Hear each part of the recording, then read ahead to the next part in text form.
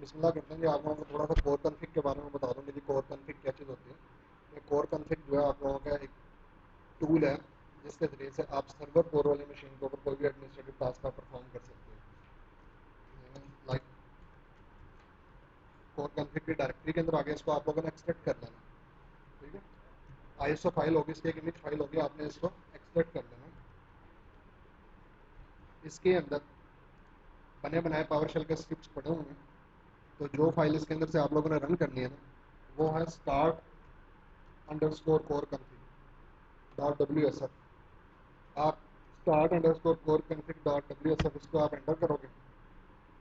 ठीक है, थोड़ी देर में वो टूल लोड करेगा वो सी स्क्रिप्ट के जरिए से, और देन उसके बाद आपके पास जो है वो ग्राफिकल इंटरफेस आ जाएगा जिसके जरिए से आप कोई भी एडमिनिस्ट्रेटिव टास्क परफॉर्म कर सकते हो।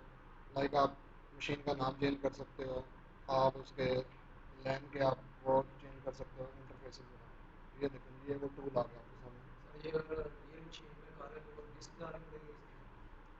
क्या डालनी पड़ेगी? सर वो इसकी सीडी बंद करके डालनी पड़ेगी आईएस में भेजनी जाहिर है पड़ेगी। उसके आपने किसी तरीके से तो उसको पहुंचाना ना, या तो यूएसबी के जरिए से कॉपी कर दो उसके ऊपर, या सीडी के जरिए कर दो, या नेटवर्क शेयर पर रख दो, कहीं से भी कॉपी कर लो। अब यहाँ पे हम लोग क्या क्या काम कर सकते हैं।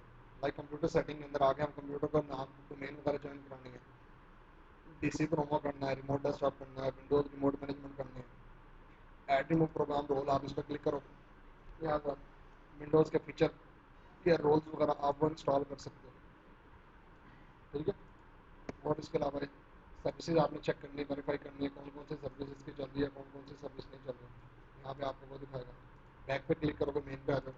कंट्रोल पैनल के अंदर आके क्या कर सकते हो, विंडोज अपडेट की सेटिंग कर सकते हो, पर्सनलाइजेशन की सेटिंग कर सकते हो, हार्डवेयर सेटिंग कर सकते हैं, फायरवॉल की कर सकते हैं, कीबोर्ड की डेट टाइम की कर सकते हैं, एड रिमूव प्रोग्राम के अंदर आ सकते हैं। सर जो फायरवॉल वगैरह में कभी सर्विस एनेबल करेंगे जब उसको हम करेंगे तो बैकएंड उसकी कमांड भी एग्जीक्यूट होनी चाहिए, मतलब डिस्प्ले होगी कमांड होनी चाहिए। ऑब्वियसली उसकी होगी, लेकिन वो डिस्प्ले नहीं करता, वो सिर्फ एक्सचेंज सर्वर के अंदर, ये जो माइक्रोसॉफ्ट के एडवांस प्रोडक्ट्स हैं ना उसके अंदर वो साथ में पावर शेल का कोड भी एग्जीक्यूट होता है, दिखाता है कि अब ये वाला कोड एग्जीक्यूट करा। लेकिन ये तो थर्ड पार्टी टूल है, माइक्रोसॉफ्ट का टूल तो नहीं है ये कोर कन्फिग। एक आपको एडिशनल यूटिलिटी बताइए कि अगर आप लोगों को किसी ऐसे एनवायरनमेंट से आप लोगों का वास्ता पड़े कि जहाँ पे सर्वर कोर चल रहा है, अब आप लोगों को परेशान होने की जरूरत नहीं है।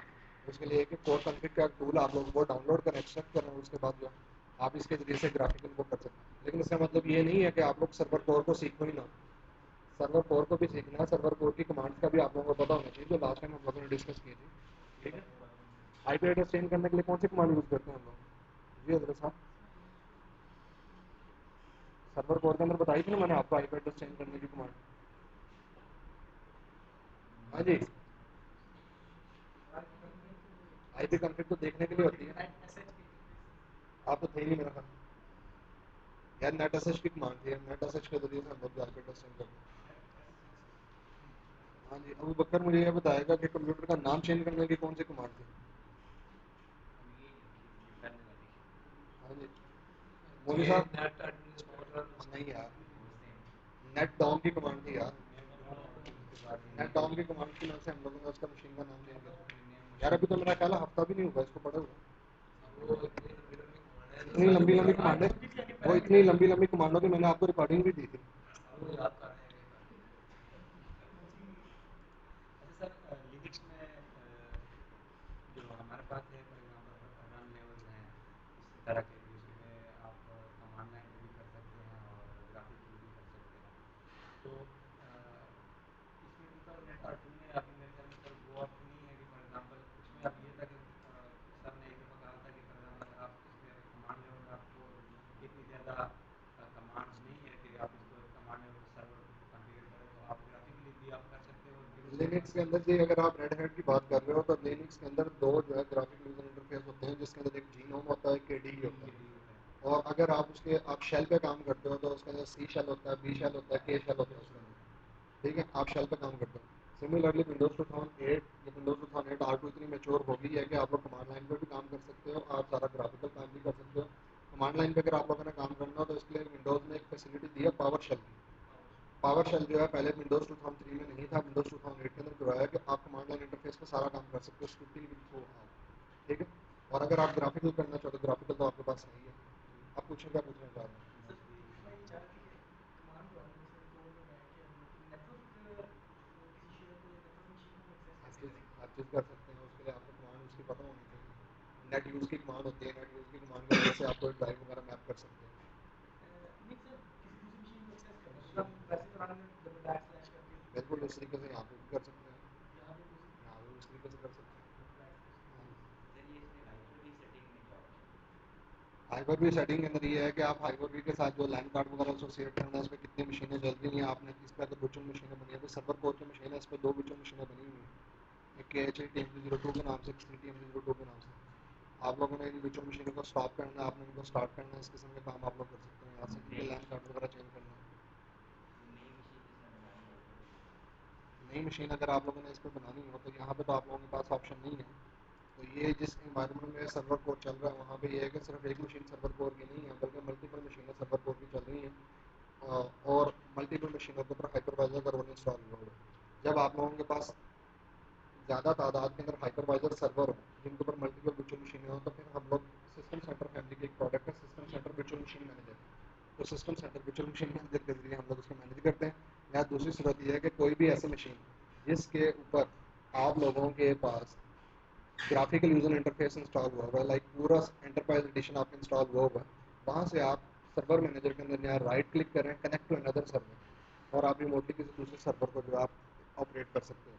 तीसरी सूरत ये है कि अगर आपके पास ग्राफिकल यूजर इंटरफेस सर्वर के ऊपर नहीं इंस्टॉल, तो उसके लिए आप जो है आर सेट की यूटिलिटी, आपके पास विंडोज 7 की मशीन है सपोज, आप विंडोज 7 के ऊपर आर सेट के टूल इंस्टॉल कर लेंगे।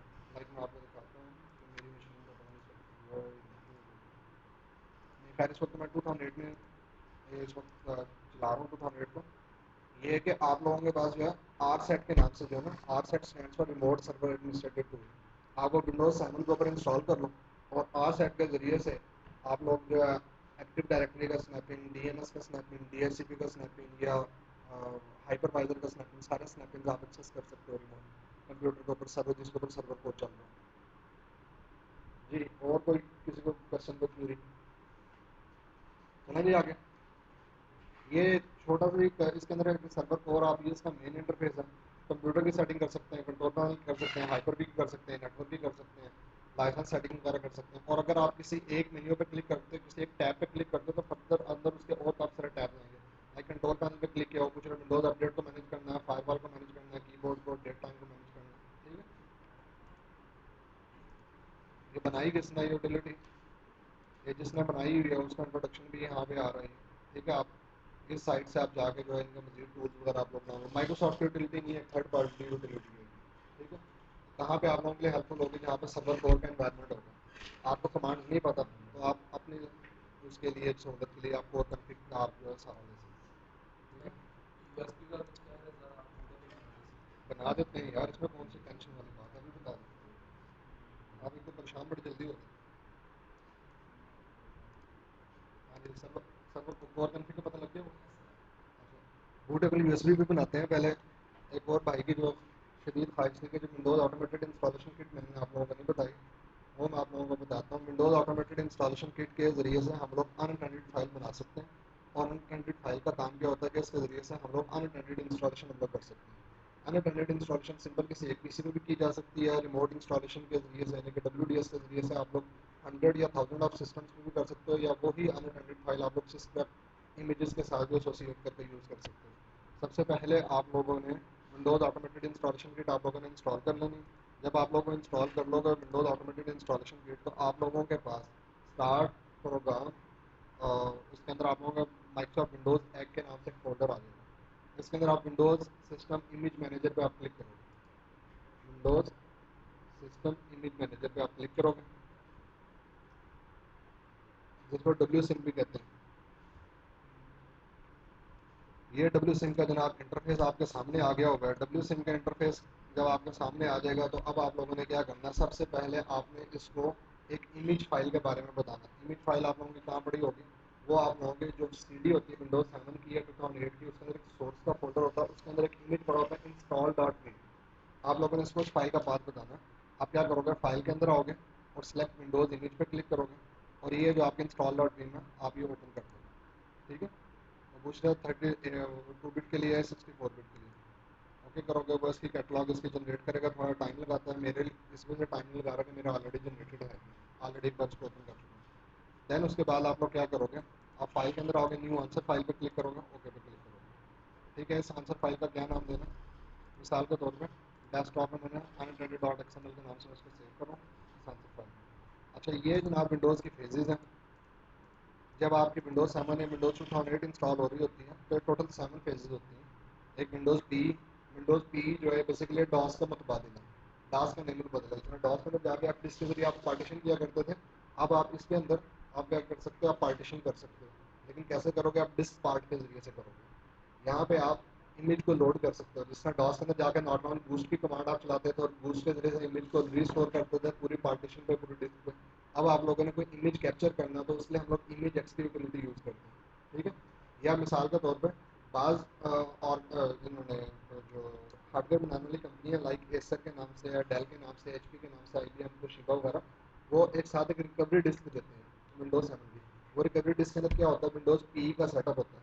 वो विंडोज पी के जरिए से आप बैकअप भी ले सकते हो, बैकअप को रिस्टोर भी कर सकते हो, पार्टीशन भी कर सकते हो, इमेज कैप्चर भी कर सकते हो, इमेज के अंदर आप एडिटिंग भी कर सकते हो, इमेज के अंदर आप जो ड्राइवर ऐड कर सकते हो, सब्ट्रैक्ट कर सकते हो। ठीक है, यानी आप उसके उसे बोलते हैं कि इमेज की ऑफलाइन सर्विसिंग करना। तो बेसिकली वो विंडो जब इंस्टॉल हो रही होती है तो जो आपका जो हार्डवेयर आपका लोड हो रहा होता है ना, वो लोड होता है आप लोगों को ऑफलाइन सर्विसिंग मोड के अंदर। इस पेज के अंदर आप लोगों का हार्डवेयर लोड हो रहा होता है। जनरलाइज के अंदर वो क्या करता है, वो सिर्फ स्क्रब करके आपके जो है ना इमेज को जेनेरिक बना देता है। ठीक है, स्पेशलाइज फेज के अंदर जो है पर आपने कोई स्पेसिफिक आप लोगों ने वो करनी है, क्या नाम अपना सेटिंग करनी है आप।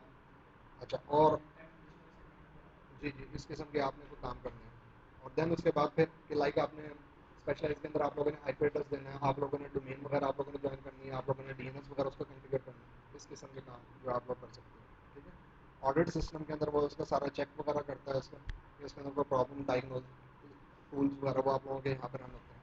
ठीक है, ऑडिट सिस्टम मोड के अंदर जो ऑडिट यूजर मोड के अंदर, और ओ बी फेज के अंदर जो है कि आप लोगों ने कोई स्पेसिफिक फीचर या स्पेसिफिक रोल आप लोगों ने इंस्टॉल करवाना हो, या मिसाल के तौर पे आप लोगों ने कोई कस्टमाइज वॉलपेपर लगाना हो, आप चाह रहे हो कि आपकी अपनी मर्जी का लोगो वगैरह लगे। ठीक है, अब ये सारे के सारे फेजेस, अब आपने क्या करना है कि जब आप लोगों ने इमेज फाइल को लोड कर लिया, इमेज फाइल को लोड करने के बाद आपके पास ये कंपोनेंट्स आ गए, और देन उसके बाद ये आपके पास वो पैकेजेस आ गए। अब आपने इन कंपोनेंट्स के अगेंस्ट, ठीक है, आपने सारी सेटिंग करनी है। जिस जिस की सेटिंग चीज़ की आपने सेटिंग करनी है, क्या क्या चीज़ आप लोग ऑटोमेट करना चाह रहे हो। ठीक है, वो सारी चीज़ें आप लोग ये यहाँ से, ये सारी सेटिंग है, ये सारा कुछ जो है आप लोग यहाँ से ऑटोमेट कर सकते हैं। कोई थोड़ा सा नहीं, बहुत ज़्यादा नहीं है। अच्छा, लाइक इसके अंदर है कि माइक्रोसॉफ्ट विंडोज़ इंटरनेशनल कोर,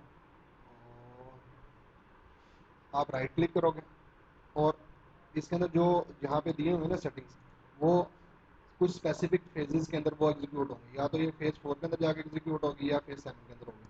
कुछ चीज़ें ऐसी होंगी कि जो फर्स्ट फेज में भी हो जाएंगी, सेकंड में भी, थर्ड में भी, फोर्थ में भी, सारों में हो जाती है। लाइक ये कभी यहाँ पे माइक्रोसॉफ्ट विंडोज सेटअप। ठीक है, अब मैंने इस पर राइट क्लिक किया, ऐड सेटिंग पास विंडोज़ पी, मैंने इस सेटिंग पे क्लिक किया। जब मैंने इस पर क्लिक किया तो इसकी सेटिंग ये यहाँ पे आ गई आंसर फाइल के अंदर। अब आप क्या करना चाह रहे हो, ठीक है, वो अब आगे फर्दर आप यहाँ पे इसकी डिटेल के अंदर आके आप उसकी प्रॉपर्टीज आप सेट करोगे। फाइल वाल आपने इनेबल करनी है, डिसेबल करनी है। मिसाल के तौर पर मैंने उसको फॉल्स कर दिया, इसका मतलब क्या है कि फाइल वाल आपकी डिसेबल होगी। अनेबल नेटवर्क आपने कनेक्ट करना है। ठीक है, देन उसके बाद जो जो सेटिंग आपने उसकी करनी है, कोई डायग्नोस्टिक टूल करना है, डिस्क की आपने कॉन्फ़िगरेशन करनी है। डिस्क कॉन्फ़िगरेशन के अंदर मैंने यहाँ पे कर दिया ऑन एरर, कि डिस्क के अंदर कोई प्रॉब्लम आए तो जो है वो क्या करें, यूज़र इंटरफेस जो है वो कोई भी एरर आने की सूरत में यूज़र इंटरफेस डिस्प्ले करें। अच्छा, फिर इसके मज़ेदारी की बात ये कि यहाँ से आप इसको वैलिडेट भी कर सकते हो कि आंसर फाइल जो आपने आप इसके अंदर जो सेटिंग कर रहे हो ये सारे के सारे सही भी कर रहे हो या नहीं कर रहे सही। ठीक है, आप उसको वैलिडेट कर सकते हो। सपोज ये सेटिंग मैंने गलत की है, मैं सिंपल राइट क्लिक करूँगा, यहाँ से डिलीट कर दूँगा। ठीक है, इसका बेहतरीन तरीका पता क्या, कि जब अगर आप लोगों के पास WDS सर्वर कन्फिगर हुआ हो तो WDS सर्वर की आप हेल्प पे क्लिक करो, वो वहाँ पे आपको answer file step by step बनाने बताता है। वो बताता है कि इसके अंदर से इस सेटिंग को छोड़ो, इस सेटिंग को छोड़ो, इस सेटिंग को छोड़ो। या दूसरा एक आसान तरीका ये है कि आप जो है नेट के ऊपर सर्च करो अनइंटेंडेड फाइल के बारे में।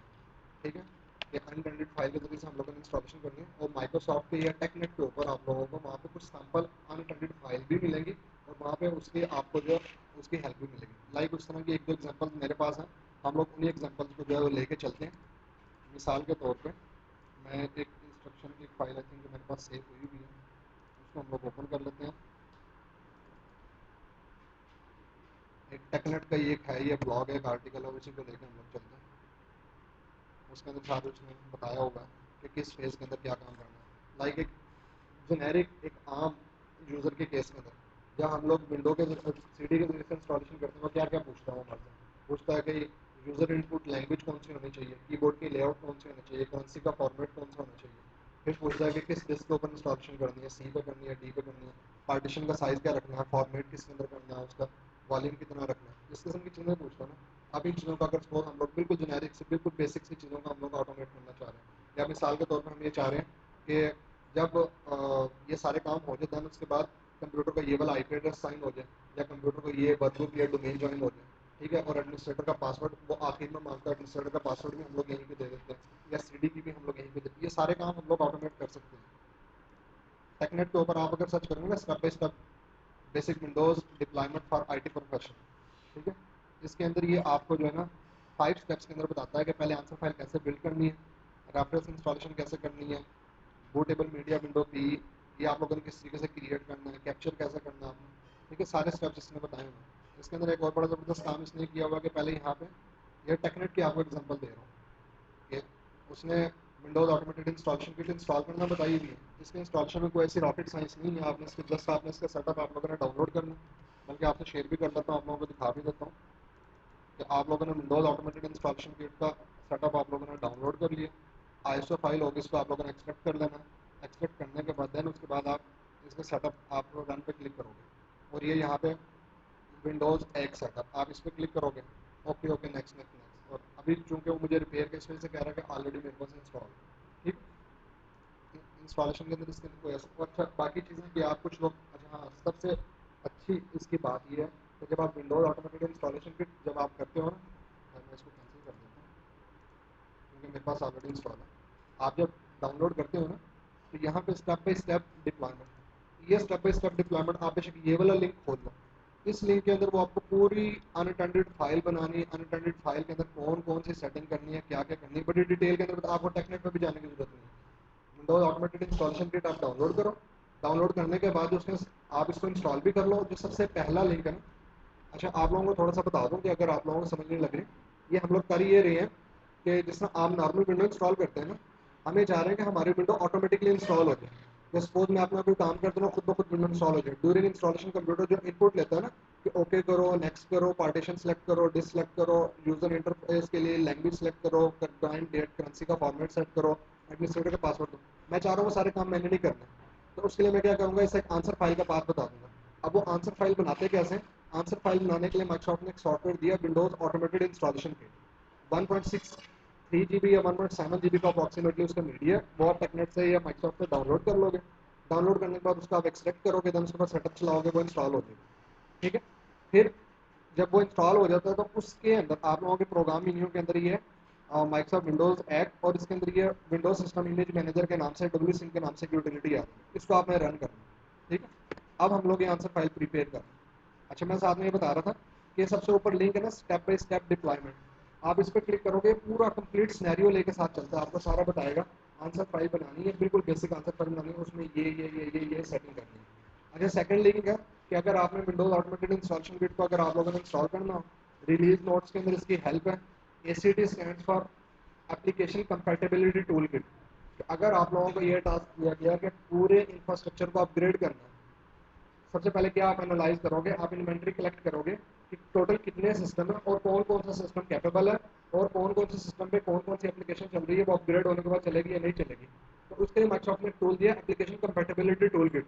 आप एप्लीकेशन कंपैटिबिलिटी टूल किट जो है यहाँ से इस लिंक से आप डाउनलोड कर सकते हैं, लेकिन इसके लिए नेट की कनेक्टिविटी होनी चाहिए। देन उसके बाद map stands for Microsoft assessment and planning, Microsoft assessment and planning tool kit. ये भी माइक्रोसॉफ्ट की टूल किट है, वो आप लोगों को पूरे नेटवर्क को स्कैन करके, पूरी इन्वेंट्री को स्कैन करके आपको बता देगी कि इस मशीन पे विंडोज 7 या विंडोज विस्टा या विंडोज 2008 कौन सी इंस्टॉल हो सकती है। वो सारा एनालाइज करेगी, प्रोसेसर कितना है, रैम कितना है, डिस्क के ऊपर स्पेस कितनी है, स्टोरेज कितनी है, ठीक है। MDT stands for Microsoft deployment tool kit, जिसमें Windows automated installation tool kit जो है एक यूटिलिटीज का मजमूआ, इस तरह MDT भी यूटिलिटीज का मजमूआ, ठीक है। जब आप लोगों ने किसी लार्ज ऑर्गेनाइजेशन के अंदर बल्क क्वांटिटी के अंदर आप लोगों ने विंडोज भी डिप्लॉय कर ओएस भी डिप्लॉय करनी है, सॉफ्टवेयर भी पैचेस भी आप लोगों ने मैनेज करने, तो फिर हम लोग एमडीटी का सहारा लेते हैं। ठीक है, ये इसके अंदर मुख्तलिफ लिंक दिए हुए हैं, इनकी वजह से परेशान होने की जरूरत नहीं कि जी हमें सर ने ये तो बता दिया ऑटोमेटिक इंस्टॉलेशन किट कैसे करनी है इंस्टॉल, या कैसे उसको कॉन्फ़िगर करना है, इन चीज़ों के बारे में बताएंगे। ये सिर्फ जस्ट लिंक दिए हुए हैं, हाइपर लिंक है, आप इस पर क्लिक करोगे आपको नेट पे ले जाएगा।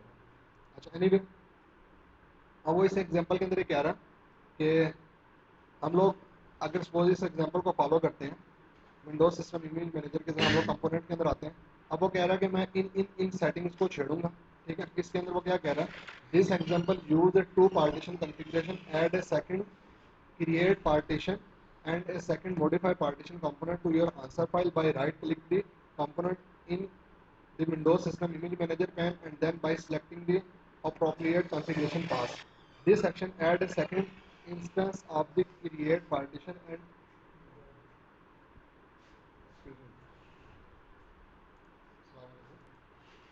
अच्छा, अब वो सबसे पहले अभी देखें, इसके अंदर थोड़ा सा आप लोगों को प्रॉब्लम होगा ना फर्स्ट टाइम जब आप इसको यूज़ करोगे तब आपको थोड़ा सा प्रॉब्लम होगा। लाइक वो सबसे पहले कह रहा है कि कॉन्फ़िगरेशन पास जो है, अब मोस्टली काम जो है ना ये आपसे विंडोज़ पीई के अंदर करवाएगा। जो फर्स्ट पास है ना, जो पार्टीशन होती है ना आपके कंप्यूटर की, वो पीई के अंदर ही होती है। ठीक है, और जो आपने कुछ स्पेसिफिक रोल्स वगैरह आप लोगों ने इंस्टॉल करने, ये कोई फीचर इंस्टॉल करने, सबसे लास्ट स्टेज होती है ना ओ ओ बी, आप लोगों ने अपनी मर्जी का वॉलपेपर सेट करना, वो लास्ट स्टेज में जाके होता है। तो ये मैक्सिमम काम विंडोज़ पी के अंदर करवा रहा है। बस एक काम इसने स्पेशलाइज के अंदर करवाया, लाइक उसने जो इंटरनेट का होम पेज वगैरह जो सेट करना है, और दो काम जो है उसने वो उसके अंदर करवाया क्या नाम अपना ओ बी के अंदर। ठीक है, सबसे पहले वो क्या कह रहा है कि Microsoft Windows international core win P, इसके अंदर वो क्या कर रहा है कि आपसे इनपुट लैंग्वेज जो है वो यूएस इंग्लिश जो है वो सेट करवा रहा है। ठीक है, जब हम लोग विंडो पे इंस्टॉलेशन करते हैं, अगर आप उसको थोड़ा सा मेमोराइज करो, थोड़ा सा रिकॉल करो, तो सबसे पहली स्क्रीन होती है उसके अंदर कीबोर्ड की लेआउट पूछता है, लैंग्वेज पूछता है, तीन जगह पे हमें यूएस इंग्लिश हम लोगों को डिफाइन करनी हम लोगों को बतानी पड़ती है। यूजर इंटरफेस हम लोगों को लैंग्वेज वो बतानी पड़ती है यूएस इंग्लिश, यूजर लोकल हम लोगों को बताना पड़ता है, सिस्टम लोकल हम लोगों को बताना पड़ता है, और इनपुट लोकल हम लोगों को बताना पड़ता है। चार जगह पे हमें यूएस इंग्लिश हम लोगों को देनी पड़ती है। अब यही काम हम लोग कहाँ पे करेंगे, Microsoft Windows international core win P. आप अगर विंडोज सिस्टम इमेज मैनेजर को खोलते हो,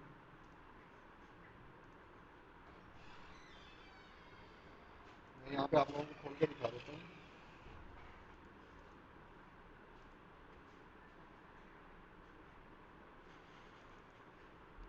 कंपोनेंट्स के अंदर आओगे, इसको थोड़ा सा हम लोग एक्सपेंड कर लेते हैं, इसको थोड़ा सा।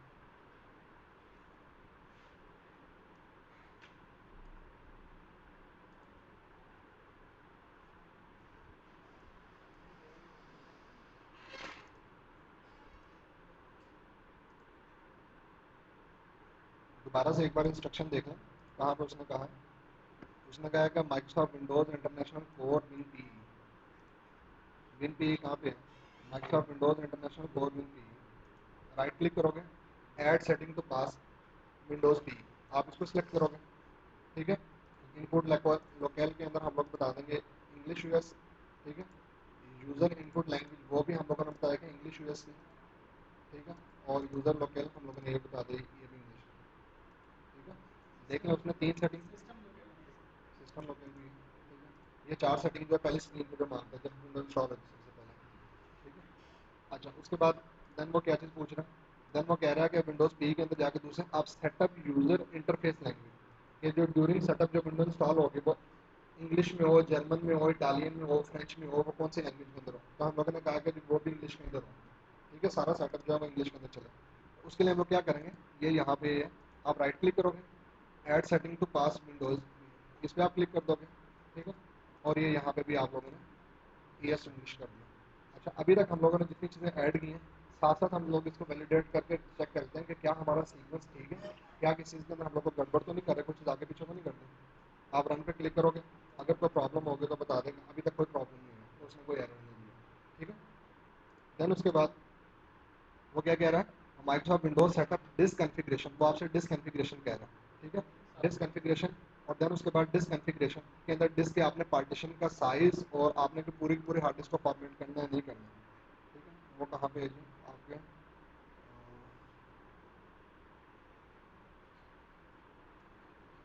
Windows setup Microsoft Windows setup this configuration, right click किया, add setting to pass will be, ठीक है, will show user interface on error, ठीक है, ऑन एरर, जब एरर आए तो उसको यूजर इंटरफेस। अब इसके अंदर पार्टीशन हम लोगों ने कितनी रखनी है, कौन सी पार्टीशन के ऊपर हम लोगों ने इसको वो करना है, क्या नाम अपना विंडो को इंस्टॉल करना या पूरी की पूरी डिस्क को फॉर्मेट करना है। इसका ये जो आपने एरर किया वो है ऑन एरर का मतलब ये है कि जब अगर आप लोगों का कोई प्रॉब्लम आ जाए, हार्ड डिस्क से कोई प्रॉब्लम आ जाए, जब एरर आएगा तब यूजर को डिस्प्ले कराएगा, अदरवाइज जो कुछ वो कर रहा है, पार्टीशन कर रहा है, जो कुछ भी कर रहा है, कुछ भी नहीं दिखाएगा यूजर को ऑलवेज। ये देखें ना, अगर हम लोग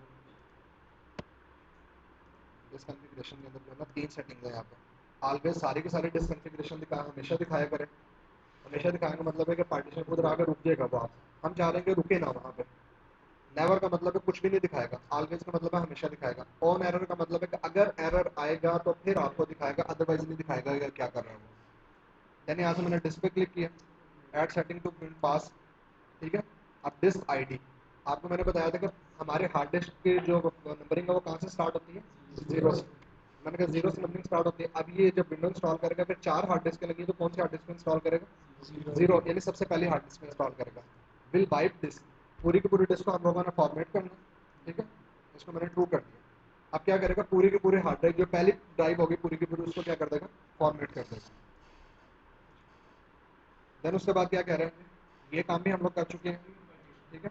देन उसके बाद वो कि आप लोगों ने इसके सेकंड पार्टीशन आप लोगों ने क्रिएट करने हैं। Microsoft Windows setup disk configuration disk create partition के अंदर आएंगे, ऑर्डर 1 200 GB की, और उसके बाद टाइप इसकी प्राइमरी ना। क्रिएट पार्टीशन पे आप आए, ठीक है, क्रिएट पार्टीशन पे आपने राइट क्लिक किया, ऐड सेटिंग टू पास किया, ठीक है। ऑर्डर के अंदर क्या पूछ कहा था उसने, ऑर्डर के अंदर मान लो उसने कहा साइज उसने कि आपने 200 GB का साइज रखना है या 300 का, ठीक है। और उसके बाद आपकी ये कौन सी पार्टीशन आपकी है, ठीक है, प्राइमरी पार्टीशन हम लोगों ने। अच्छा, अभी तक यहाँ देख लेते हैं कि सीक्वेंस हमारा ठीक जा रहा है, इसमें कोई चीज़ आगे पीछे तो नहीं कर दी, गड़बड़ तो नहीं कर दी, वैलिडेट क्या हम लोग ने एक्सपेक्ट किया, ये चीज़ हम लोगों ने गलत ऐड की।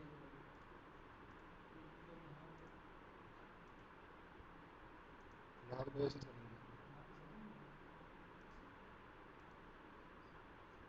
हम लोगों ने ठीक किया था। अगर उसके अंदर अगर वो होता ना कोई गड़बड़ होती है ना उसके अंदर, तो वो वहाँ पे हमें एरर दे देता है, इसलिए मैंने साथ उसको वैलिडेट करके देखा था, ठीक है, ठीक है, सारी वार्निंग यही, कोई एरर नहीं है। अच्छा, देन उसके बाद इसी सीक्वेंस को अगर हम लोग आगे लेके चलते हैं, देन वो क्या कह रहा है, Microsoft Windows disk configuration disk create partition. अब हम लोग दूसरी पार्टीशन के साथ में क्रिएट कर रहे हैं। अब वो एक्सटेंड टू ऑर्डर टू, और उसके बाद primary create partition, add setting to pass will be, ठीक है, इधर हम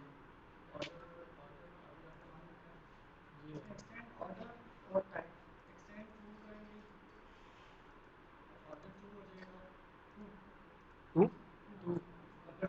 ऑर्डर टू, ठीक है, इसका साइज नहीं दिया हो, वैलिडेट करके देख लेते हैं, यहाँ तक ठीक है जी सारा कुछ, ठीक है। दो पार्टीशन हम लोग बना रहे हैं, पहले पार्टीशन 200 GB की हम लोग बना रहे हैं, ठीक है, ठीक है, दो पार्ट अभी तक हम लोगों ने ये काम किया। देन उसके बाद एक्सटेंडेड भी रख सकते हैं और दूसरी भी रख सकते हैं, वो लिस्ट में ड्रॉप डाउन में जो टाइप आ रही है वो आप सेलेक्ट करें। लेकिन जब आपने विंडो इंस्टॉल करनी है, सबसे पहली पार्टीशन आपकी प्राइमरी पार्टीशन होनी चाहिए। प्राइमरी पार्टीशन होगी तो आपकी विंडो इंस्टॉल होगी, प्राइमरी नहीं होगी तो आपकी विंडो इंस्टॉल नहीं होगी। अच्छा, देन उसके बाद वो क्या करेगा, Microsoft Windows setup disk configuration disk modify partition के अंदर अब आगे हम लोग इसको बता रहे हैं कि इसका फॉर्मेट इसका क्या होना चाहिए, NTFS फैट होना चाहिए, FAT32 होना चाहिए, NTFS होना चाहिए। और इसको हम लोगों ने पार्टीशन को लेबल क्या देना, वो हम लोग बताया विंडोज़, और ऑर्डर इसका क्या है, ठीक है, और पार्टीशन की ID क्या है वो हम लोग बता रहे हैं। और उसके लिए हम लोग क्या करेंगे, मॉडिफाई पार्टीशन की तरह मॉडिफाई पार्टीशन, राइट क्लिक किया, add setting to pass pin PE, ठीक है, इसको करना है, चलो इसको करना है, ठीक है। अच्छा, अब यहाँ पे हम लोगों ने क्या क्या सेटिंग करनी है? एक्टिव एक्टिव इज एक्टिव को हम लोगों ने क्या किया? ट्रू करना ट्रू है, किया। फॉर्मेट एनडीएफएस लेना है, फॉर्मेट हम लोगों ने यहाँ से एनडीएफएस सेलेक्ट किया। लेबल लेबल लेबल सिस्टम हम लोगों ने यहाँ पे दे दिया इसको, क्या? टू। सिस्टम और विंडोज के तरह विंडोज हम लोगों ने नाम दे दिया इसका Windows order 1 two. And partition letter कौन सा है इसका? लेटर नहीं ऑर्डर कि आप लोग यहाँ पे Ordered इसका to सी ड्राइव लेटर देना चाह रहे हो, डी ई एफ वगैरह कुछ भी दे सकते हो। Order order 1 and partition ID 1 one है, टू है, बस टू आ गया। टू आ रहा है। टू है सामने वो कौन? एक स्टेप नीचे आ गया है, इससे ऊपर है ये वाला हाँ sorry sorry, NTFS one one. Window के लिए सिस्टम था। पार्टीशन आईडी भी वन है। सर ये वो सिस्टम रिजर्व करेगी यहाँ पे मुझे शक हो रहा है देन उसके बाद ये दूसरी वाली window format Windows order two, Microsoft Windows setup disk configuration modify partition modify. अच्छा एक और, ऐड करेंगे अच्छा एक और चीज़ आपको बता दूँ, पहले इसने जो है ना ये यहाँ पे बताया हुआ है कि आपने कौन कौन सा किस किस जगह पे जाके फिल्स ऐड करनी है, यानी ये उसने मेन सेटिंग बताई हुई है। इनको आप लोगों ने छेड़ना कि इन इन कंपोनेंट्स को आप लोगों ने ऐड करना, किस पास के अंदर आप लोगों ने ऐड करना वो यहाँ पे। देन उसके बाद आगे इन्हीं की वैल्यूज कि ये वैल्यूज आप लोगों ने मॉडिफाई करनी है।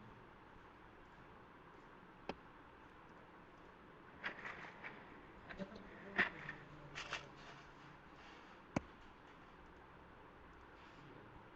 अच्छा इसका क्या करना है हम लोगों ने?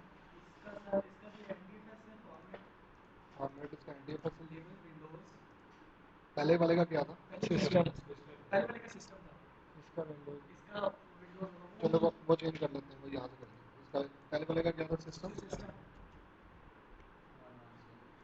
दूसरे वाले का लेबल है विंडोज। एंड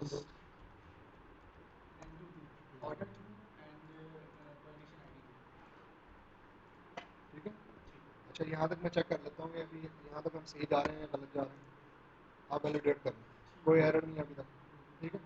अगर आपका सीक्वेंस आगे पीछे होगा ना, आप लोगों ने सीक्वेंस अगर आपने ये जाहिर है सबसे पहले वो आपसे लैंग्वेज इनपुट लेता है, लैंग्वेज इनपुट लेने के बाद देन आपसे वो आपसे हार्ड डिस्क का पूछता है।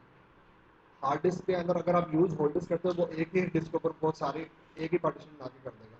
बाय डिफॉल्ट वो 27 GB की क्रिएट करता है अगर आप वर्चुअल एनवायरनमेंट में काम कर रहे हो। अगर आप एडवांस पे क्लिक करते हो देन क्रिएट पार्टीशन, पहले सिस्टम रिजर्व पार्टीशन बनती है फिर आपके इंस्टॉल कर, तो पहले पार्टीशन को उसने नाम सिस्टम दे दिया, दूसरी पार्टीशन को उसने नाम विंडोज दे दिया। ठीक है, अभी तक हम लोग सीक्वेंस से जा रहे हैं सारे इस तरीके से। देन सर हम आएंगे ओएसआई इमेज में। अच्छा अभी तक हम लोग Microsoft Windows setup image install OSI image, ठीक है। इसको मैं क्लोज करूँ, इसको मैं क्लोज करूँ। माइक्रोसॉफ्ट विंडोज सेटअप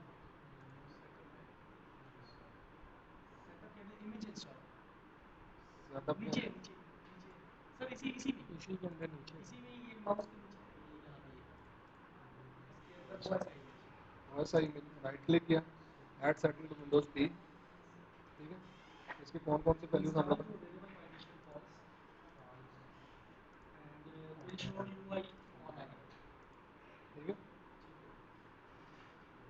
अच्छा अभी यहाँ पे आप ये भी बता सकते हो इंस्टॉल फ्रॉम कि अगर आपके पास कोई रिमोट लोकेशन हो। पाथ देते हैं अच्छा आपको ना थोड़ा सा एक आपको इसका ना गलती मैंने ये किया कि इसका आपको पहले ओवरव्यू नहीं दिया। ये विंडोज सिस्टम यूनिट मैनेजर जो आप लोगों के सामने खुला हुआ है ना, लेफ्ट साइड पे ये आप लोगों को वो कंपोनेंट्स दिखा रहा है। ये बेसिकली कंपोनेंट्स इसने कहाँ से लिए, हम लोगों ने सबसे पहले इमेज फाइल लोड की, उस इमेज फाइल की इसने कैटलॉग बनाई, उस कैटलॉग के अंदर ये सारे कंपोनेंट्स की डिटेल आ रही है। देन उसके बाद हम लोग एक न्यू आंसर फाइल करते हैं, उस न्यू आंसर फाइल के अंदर यहाँ पे 7 पासेज आ रहे होते हैं, उन पासेज के अंदर जाके हम लोगों ने वैल्यू सेट करनी होती है। अब किसी एक चीज़ को किसी कंपोनेंट को जब हम लोग ऐड करते हैं किसी पास में, अब उसकी जो वैल्यू सेट करनी है वो हम लोग यहाँ पे इस प्रॉपर्टी पेज के अंदर आके करेंगे। और जो नीचे जो मैसेजेस की जो विंडो है यहाँ पे आपको वो एरर की वार्निंग या आपको वो इन्फॉर्मेशन आपको दिखाएगी, ठीक है।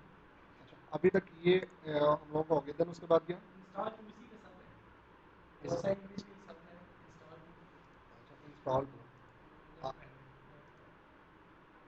अभी आप इसके disk ID 0 disk ID 0 partition ID 2 partition ID.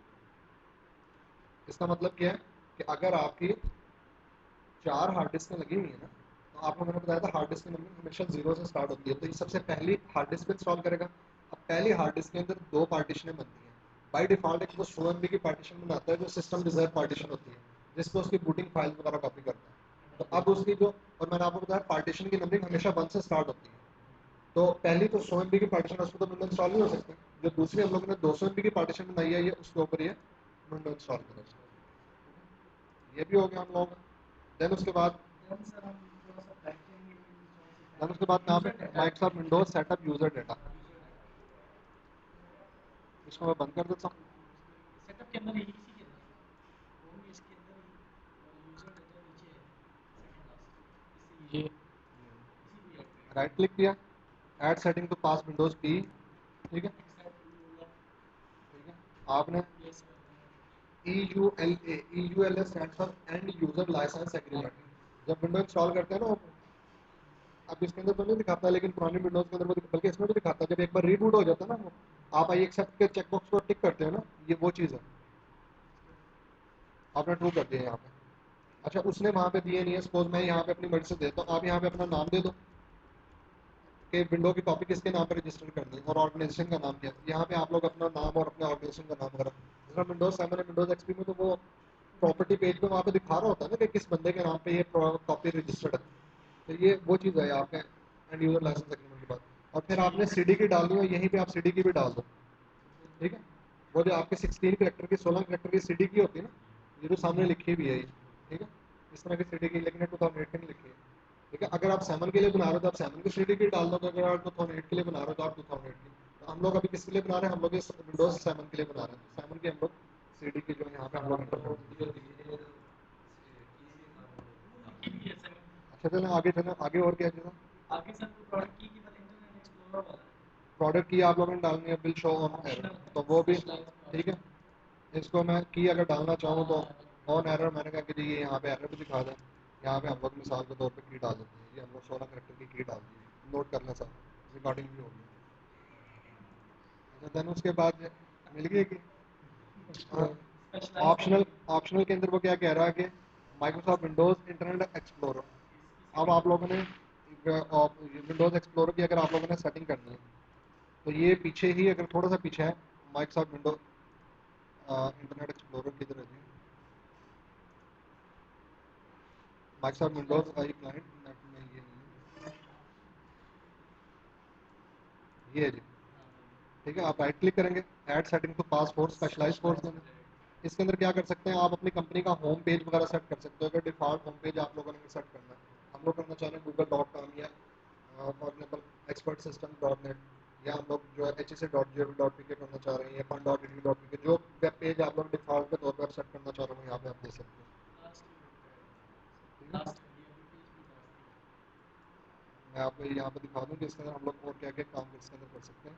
Allowed site हम लोग इसके अंदर कर सकते हैं, ब्लॉक पॉपअप्स आप लोगों ने वो अलाउ करने हैं, पॉपअप्स या आप लोगों ने ब्लॉक पॉपअप्स, मैंने कहा नहीं पॉपअप्स अलाउ कर दें, ठीक है। और इसके अलावा टूल बार वगैरह डिस्प्ले करनी है, फेवरेट्स के अंदर आप लोगों ने फेवरेट डिस्प्ले करनी है नहीं करनी, मैंने कहा फेवरेट्स को भी डिस्प्ले करो, ठीक है। और इसके अंदर ये इंटरनेट एक्सप्लोरर की सारी सेटिंग करवा रहा है अब आपसे, ठीक है। यहाँ पे डिफॉल्ट होम पेज कहाँ पे जी, होम पेज ऊपर है, थर्ड है, यहीं से इसी सेटिंग में top 3 home page, home page यहाँ पे फॉर एग्जाम्पल हम लोगों ने लिख दिया www.google.com, ठीक है। या आप लोग अपने ऑर्गेनाइजेशन का for example expert system dot net या HSC.gov.pk जो भी आप लोग देना चाह रहे हो वो आप लोग दे लोगे। अच्छा जी, ये भी हो गया सेटिंग पास फॉर, ये ऑप्शन ये भी हो गया। देन उसके बाद माइक्रोसॉफ्ट विंडोज डिप्लॉयमेंट रिलीज, ठीक है। ये लास्ट फेज का माइक्रोसॉफ्ट विंडोज डिप्लॉयमेंट रिलीज, ये किधर है जी,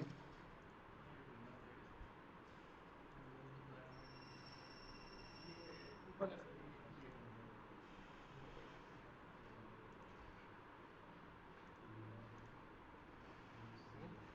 Microsoft Windows deployment release add setting to pass 7, ठीक है।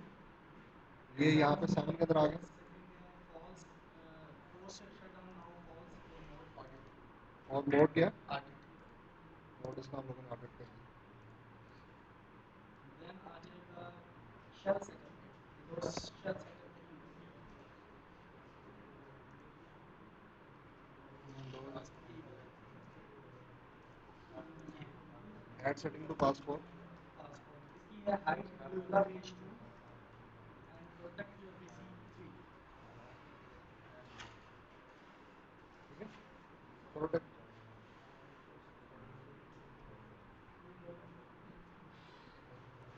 एक मिनट बैठने दो।